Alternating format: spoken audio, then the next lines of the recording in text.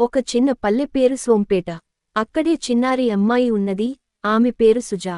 సుజా ప్రతిరోజూ తెల్లవారుజాము లేచి నెమ్మదిగా తోటలోకి వెళ్లేది. తల్లిదండ్రులు ఇంకా నిద్రలో ఉండగా సుజా మాత్రం తడిగాలిని ఆస్వాదించేది. ఆ రోజు మాత్రం సుజా తోటకు వెళ్లగానే ఆశ్చర్యంగా చూసింది. చిన్న చిట్టడవి చివర ఒక ప్రకాశమయమైన కాంతి మెరిసింది. ఇది ఏమిటి అనుకుంది. ఆ కాంతిలోంచి ఒక సున్నితమైన గాత్రం వచ్చింది. సుప్రభాతం సుజా, నువ్వు తెల్లవారుజామున లేచిన ప్రతి చిన్నారి గొప్పవాడవుతావు. సుజా ఆశ్చర్యపోయింది.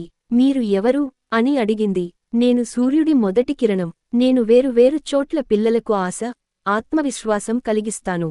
అప్పటినుంచి సుజా ప్రతిరోజూ ఉదయాన్నే లేచి తన కలలను ఆచరించేందుకు మొదలుపెట్టింది. పుస్తకాలు చదవడం, ప్రకృతిని ప్రేమించడం, తన గ్రామానికి మంచి చేయాలనే ఆలోచన. సుజా సూర్యుడి కిరణంలాగా తన గ్రామంలో వెలుగు పోసింది. మంచి పనులు చేస్తూ అందరికీ స్ఫూర్తిగా మారింది.